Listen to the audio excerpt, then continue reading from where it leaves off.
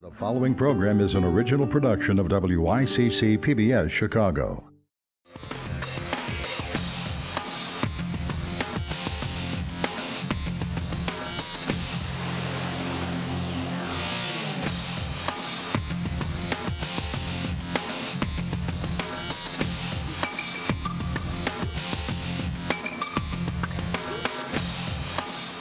Hi, I'm Chris Bury.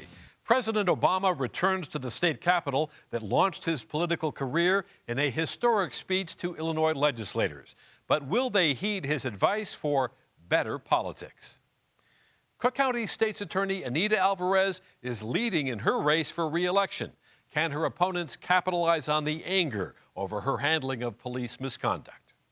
And a new generation of young activists is making its mark on local politics, taking advantage of technology to push for social change. Now, Robin Robinson is joining us with that story. Thank you very much, Chris. New faces of political activism rising up in Chicago and across the nation. They are fueled mostly by the outrage of police killings of young African Americans. But as they take to the streets in protest, their agenda includes much more. The young new activists represent a changing of the guard in the decades-long battle for civil rights. I caught up with two organizers who say they are working to try to make sure Black lives matter. This movement is about young Black people of all identities saying it's time for me to be free and fighting for that until it happens. This movement is a direct continuation of Black liberation struggle. 24-year-old Damon Williams is part of BYP 100, the Black Youth Project. His membership is restricted to those 18 to 35 years old. He's an organizer. So is 23-year-old Veronica Morris Moore. The group I'm a part of and a member of is Fearless Leading by the Youth. And FLY got started in 2007. FLY first worked to reform the juvenile justice system, then successfully fought for a trauma center on the South Side, using what they call direct actions, their bodies en masse in your face. Direct action, as much as it is about, taking it to the target, it's also about training the folks who are going to take it to the target and helping, the larger community understand why you're taking it to the target, why this person is the target, and what is the issue. There are a half dozen or so autonomous groups that often work together. Each has its own agenda with a kind of fluid leadership. They use digital media to craft their message. Social media connects them, making them nimble and effective. Whether organizing a retail crippling mass march, as they did on Black Friday along Michigan Avenue, or a small strike force delivering symbolic coffins to the doorsteps of elected officials. By using the networks that we have, using our Twitter accounts, using our organizational Facebook and our organizational Twitter accounts, the word can get out really quickly. Mobilizing supporters that used to take months now takes minutes. They showed the power of the new technology 2 nights after the release of the dash cam video of the killing of Laquan McDonald. I think it was maybe an hour window between where we actually said where we were going to be and when we started taking the streets. And by the time we got there was already probably 100 people waiting for us. Jamie Calvin is a journalist at the Invisible Institute, which broke the Laquan McDonald story. He praises the activists for managing a controlled, focused response to emotionally charged moments on the streets. So they're mostly not talking, as I experience it, about a narrow set of issues about police accountability.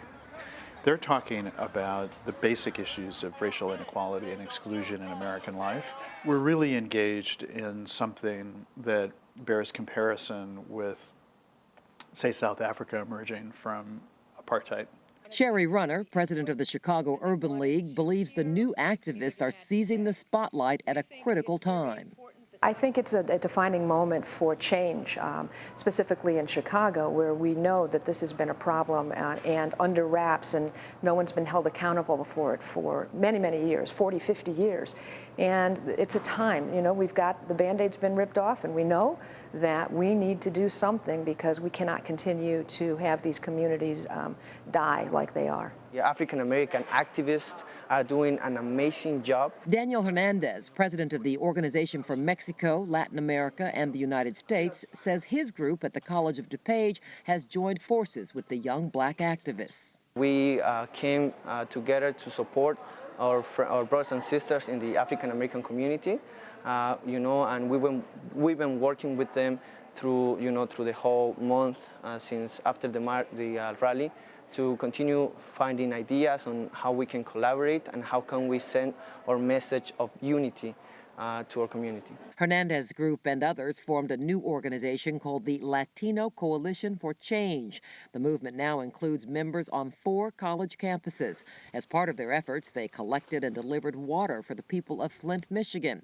The African American youth turn out for their protests against deportations, but these activists fiercely protect their black agenda. Even when we are in coalition or there is allyship, we are very intentional about this is a black-centered and black-led movement, right? Like Black Lives Matter is for black people and is being led by black people. The high-profile police killings across this country, including the 16 shots fired into Laquan McDonald, is what spurred the protests.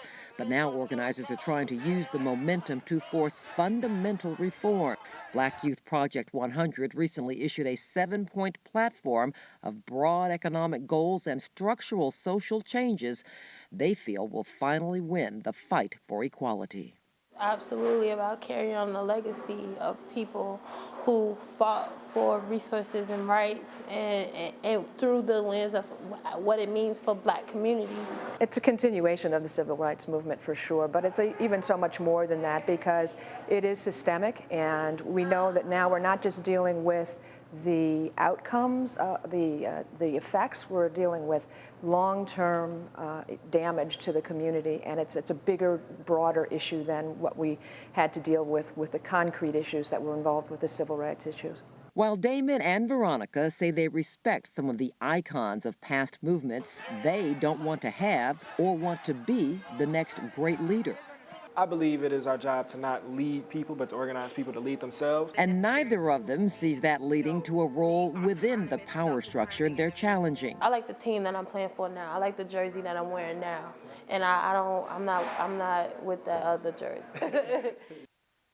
So these two at least say they will not be running for office later, but that doesn't mean they won't be engaging the political system through voter registration, supporting or opposing particular candidates. We shall see if the power the young activists are gaining in the streets will produce the statesmanship to leverage their agenda into public policy. And now, President Obama in Springfield, and the Archdiocese could close the doors to some parishes. Here is Chris Bury with tonight's guest to discuss these trending stories. Thank you, Robin. Tonight we are joined by Ray Long, investigative reporter for the Chicago Tribune, Domiti Pongo, news anchor for WVON 1690 AM, and Jillian Bernis, Vice President for the Chicago Young Republicans. And welcome, everybody. Glad you could make it tonight. Thank you. So we just saw the piece from Robin Robinson on this new generation of young activists. Ray, do you sense that, as we heard in the story, that this is kind of a turning point? I do. I do see resonance in their movement. They're not just a one-shot wonder. They're not just hitting one event and then disappearing. What they're doing is trying to stay connected through social media and actually making a difference and making their voice heard in different locations, on different events, and in different circumstances. Domiti, there was a really interesting moment on the Black Friday protests on Michigan Avenue where Reverend Jesse Jackson was attempting to speak at the protest march, and somebody, we don't know who, somebody pulled the plug on his PA system. He wasn't able to speak. Symbolically, are we seeing a changing of the guard among activists here in Chicago? You know, I think that's a really good point. This new movement doesn't speak to just one leader, right? I mean, you have this nebulous leadership, which in some ways has proven problematic because a lot of folks can't pinpoint what the agenda may be. In a lot of ways, it's the reason why they can galvanize so many people at once. You don't have one person's network beholden to that, and that message isn't tied to that person's brand. So those who may not agree with who that individual is, it doesn't harm the movement in any way. So I think we're seeing something different. Also, it's not as paternalistic as it once was. You have a queer feminist agenda. You have several different people, several different lifestyles fighting for the same cause. So I think it's interesting to see this new form of activism. So it's much more diverse, is what you're saying. Yeah. Jillian, do you get the sense that these new activists can accomplish something very meaningful? Oh, I definitely do. So I'm excited to see young people speaking up and voicing their opinions on issues. And I think it's a symptom of an overarching problem that we have in our city. And it's one where there's a power structure that's been in play for years, decades. And it's really been causing problems for a lot of the families that live in the city. And you see that in the young people who are speaking up. And I know that they don't want to take on leadership roles. We heard that at the end of this segment. But I do really encourage them, similar to what my group does, the Chicago Young Republicans, to take an active role in the political life of our city. So look at where you can kind of craft your message, take what your message is in the street and craft it and go door to door or call people up on the phone and tell them about what you're fighting for. What about the tactics? For the most part, as we heard, this has been a nonviolent protest, very well organized, very civil. There were a few moments where shoppers complained about being barred access to stores. There were some skirmishes with police, some arrests. What about the tactics? Are they accomplishing the necessary goals, or are they turning people off? I think so. I think they're accomplishing what they set out to accomplish, because some people confuse nonviolence with convenience. Protests are not meant to be convenient. So even though you're being nonviolent, you need to affect change in a way that's going to force the powers that be to act. If you inconvenience thousands on something as important as Black Friday, I mean, I saw reports that sales in the tens of millions dropped that day. It forces the powers that be to act. The mayor has to respond to this. The area legislators have to respond to this. So you have to create something that's going to inconvenience the city in a way that But let me ask you this, move. Ray. I mean, does angering ordinary shoppers and merchants, does it help their cause? I don't think it hurts. I think that for one big point that our fellow panelists just made here is that they are putting out their movement in making it public and making it clear that this is something that has to be addressed. And it's not just some, one-shot wonder, as I said earlier. They're coming out into the streets, they're making their points heard, and they're not saying the old guard is not worth hearing, but they're actually taking up a new voice and making that heard. Ray, you spent much of your career in Springfield.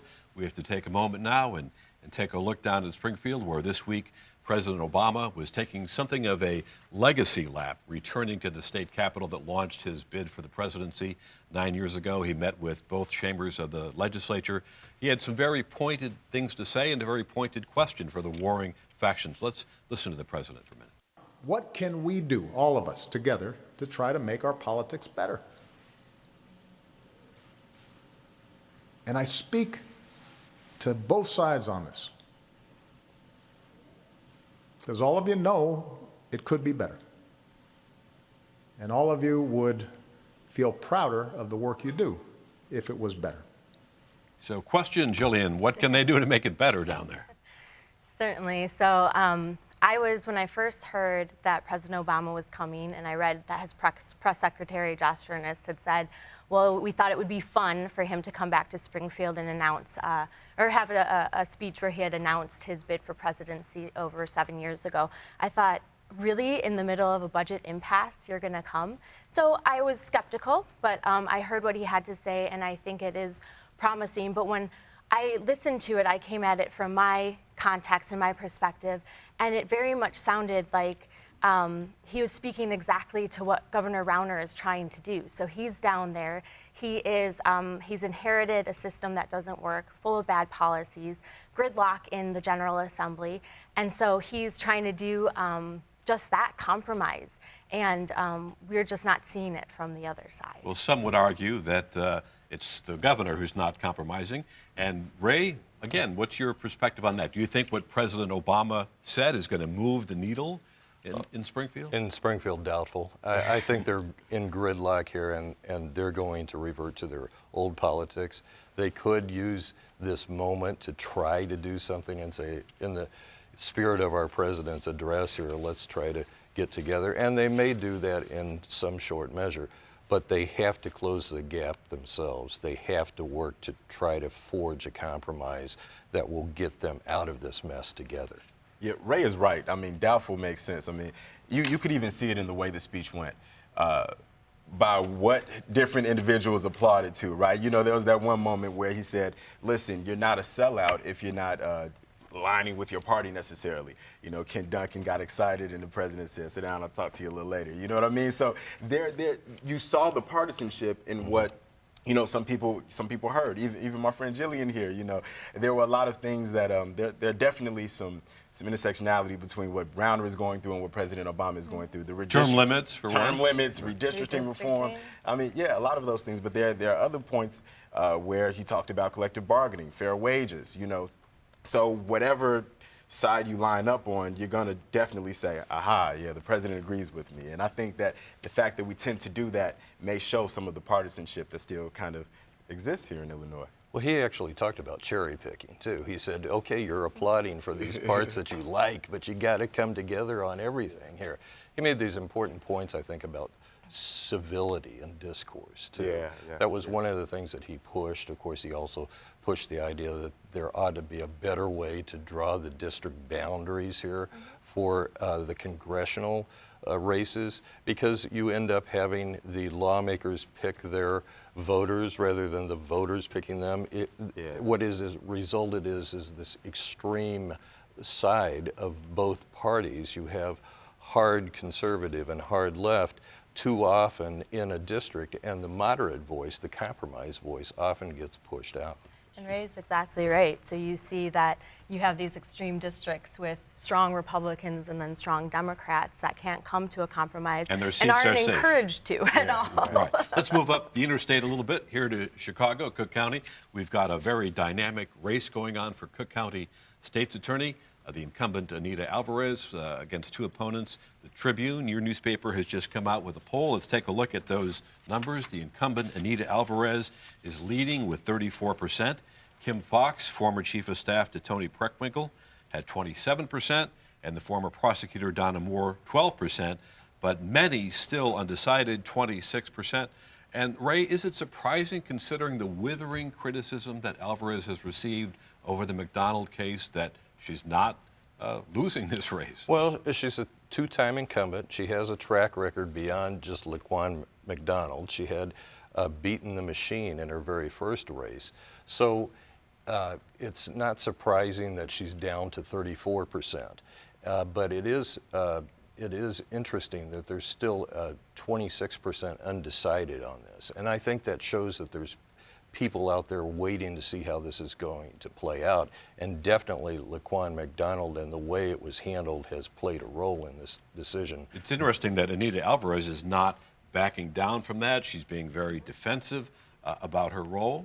Which is really surprising. You would think that this would be the time to say, I don't know, take a step back, but I guess she had to take a hard line because, you know, it's hard to, as a politician, admit that I did something at a time like this, right? But if you notice in some of those attack ads, she's saying that she prosecuted, I think she said, 95 police officers who were bad actors. So trying to show that, yes, I took 400 days because I was really looking at the details of this investigation, but at the same time, in those commercials, she wants to show that she's hard on police. But I think the 26 undecided may speak to either the lack of name recognition among Donna Moore and Kim Fox, or the fact that folks dislike Alvarez but don't necessarily like anyone else enough to get excited to vote. And if the other ones want to win, they're going to have to get people excited. It's interesting. They're trying to do that with very narrowly focused ads. Both Kim Fox and Donna Moore are now airing commercials that take direct aim at Alvarez for being late to release those tapes. Let's take a listen to this commercial from Kim Fox. I've done nothing wrong. A teen murdered, shot 16 times. But for 400 days, Anita Alvarez did nothing. I've done nothing wrong. And it's interesting, not only is Kim Fox airing this ad, Donna Moore, a very similar ad targeting this. Jillian, do you think that message is going to resonate and change these numbers that we're seeing in the poll? So the incumbent advantage in elections is very strong, and you also are seeing it's a city with a power structure that's hard to beat. So there's special interest groups that want to make sure these people stay in power. Rahm Emanuel, Anita Alvarez. So it's going to be a hard fight. You even had Chuy Garcia come out and say we don't want to support Anita Alvarez. So that's a huge community that's and not going to. Congressman Gutierrez is now supporting Kim Fox. And so and the might Cook County Democratic go Party? towards other candidates. But so she's just a strong, let's prosecute them, lock them up prosecutor, and she's not really interested in rehabilitation and recovery programs. She's more interested in punishment and incarceration programs. And we see that just maintaining the status quo, just maintaining the power structure. It's what's convenient for those leaders that are in leadership roles right now. So it's going to be hard to beat, but I think there's wide bipartisan interest in looking at the criminal justice system and looking at different ways to work with our criminal justice system. I wonder if it isn't a little surprising, Ray, that Kim Foxx isn't doing better. I mean, the Cook County Democratic Party is behind her, as you mentioned, Chuy Garcia, Congressman Gutierrez. I mean, she's getting the big endorsements in this race. Now, Alvarez has Madigan and Burke on the city council, but really Foxx is getting the majority of these back. Well, Alvarez has been around a long time. She does have a reservoir of support from people who have backed her a long time. So there's going to be some people who are going to stick with her, whether or not she has a strong candidate, in this case, two strong, smart candidates running against her. Where she's going to take some hits is this withering 1-2 from the two different candidates and hitting on Laquan McDonald. It is clearly an issue that she is defensive on, Anita Alvarez is defensive on, but she has logical explanations. But the issue is, even when you hear her logic, you still shake your head at the 400-day timeline. And let's be clear, there's a chance with just two, with these two splitting the vote, because you have Donna Moore, who has some African-American supporters, and political consultant Gator Bradley, who's working with her. Then you have Kim Foxx, who is African-American. If she's able to chip off that 12% from Donna Moore and convert some of those undecided voters, I think she's going to need to tell her story to do that. She has an interesting story. Battle through sexual assault. Really, America loves a pull yourself from the bootstraps type of story. And she's saying all of the right things when it comes to being from these communities and wanting to make sure that she can affect change in these communities. She's going to have to start to tell her story in addition to some of these kind of attack ads if she wants to pull this thing out and energize voters. Yeah. Other big story, Ray, that we should talk about today while we have time is the Chicago Archdiocese, one of the biggest Catholic communities in the United States, has announced that it's going to have to close. Many parishes, reports are saying as many as 17 in the next 2 years, maybe more. After that, there's some 350 parishes. Ray, is this going to be a very painful process for the Chicago Catholic community? Well, they can make it painful, or they can try to alleviate that pain. And what we've seen here is maybe a movement by the current Archbishop to try to make this more of a community decision in different areas so that pockets can get together and decide where we need to shut down parishes, if we need to. Why do we want all the decay of some buildings to just keep that parish open at a big expense? Why do we want to do that when we might be able to combine in neighborhoods? They are seeing a decrease in the number of priests who will be available by the time it's 2030. They think that there could be this kind of moment where they've got to move. Cardinal George did not move fast enough, and they have this kind of backlog, if you will, of issues they need to address. They don't want a kind of instant shutdown like Cardinal Bernardine had before him, because that just outraged everybody and surprised people. Even a priest had a heart attack after announcing it on Sunday one time. As you mentioned, they are trying to cast this as a renewal. Is it a renewal, though, or is it a decline in the church? Well, I think the issue they're going to have to address is membership, right? What's going on nationally where the Catholic Church isn't appealing to who it once used to be. For every new Catholic, I think 6 are leaving the church, right? And there's a reshaping of who defines the Catholic Church. You know, a lot of Latinos are spurring the growth in Catholicism, right? But when you think about it, there's this alliance to the Christian right or the Catholic right, and I think that might be off-putting to some Latinos who may, I hope that the Catholic Church is able to accurately, pull in those parishioners, and at the same time not alienate those who have long been members of the church. And millennials aren't really joining the Catholic Church as much as they used to, because they're becoming more liberal-leaning, more accepting of abortion or same-sex marriage and things like that. You know, how can the Catholic Church get millennials to join the church, get Latinos to continue to stay engaged without departing from their core values? You mentioned a very important facet, Jillian, and the one area of growth in Chicago and around the country for the Catholic Church is the Latino community. Yes. Is that the saving grace for the Archdiocese of Chicago? So I am really excited about what the Archbishop is doing. Archbishop Supich, he's looking at his Catholic Church like state makers should, or state lawmakers should look at their state. They're saying, this is how much money we have, these are our resources, this is the community we have to serve in the future, and making decisions based on that. So not a perspective of loss, but a perspective of renewing our church and making it better. And so we are looking at some of those communities. There are some very strong parishes. I'm terribly sorry, we are running out of time. Thank you so much for our guests. Ray Long, Domi Pongo, and Jillian Bernis. And before we leave you tonight, we know Chicago is a hockey town and, of course, home of the defending NHL Stanley Cup champions. But even here in the dead of winter, some Chicagoans have discovered a form of hockey that requires melted ice, otherwise known as water.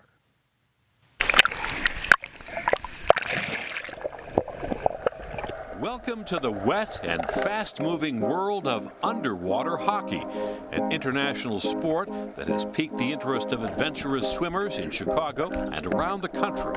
Most people have not heard of it and look at me like I'm crazy when I tell them about it. They're like, what is it? I was like, it's the best sport ever. That's what it is. What is it? It's hockey played in at least 4 feet of water.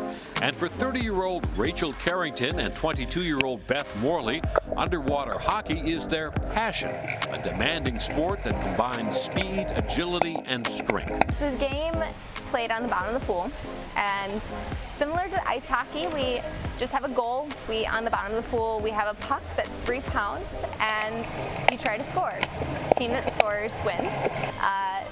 There's 6 players on each team, and it's similar to soccer in that there's forward and back positions, but we don't have a goalie because the puck doesn't fly across the pool. Instead, you have aggressive players and defensive players, and the objective is to score. At the Aldershot Lido, they're getting equipment ready to play underwater hockey. The British Navy invented underwater hockey in the 1950s to keep its divers fit and to improve their ability to move and work well underwater. You can still see a foul, even if it's underwater, but you can hardly be sent off for using bad language. Perhaps making faces counts as a penalty in this game. You're on the surface for a good portion of it, breathing through your snorkel and seeing where the play is going to go and where you need to be and getting into position. And then when you see the right opportunity, you drop down to the bottom and play down there. Carrington and Morley are masters of the game. Both will represent the United States at the Underwater Hockey Championship in South Africa next spring. It feels amazing having this opportunity and being able to travel and just play and have the high level hockey, and it just pushes you to a new level.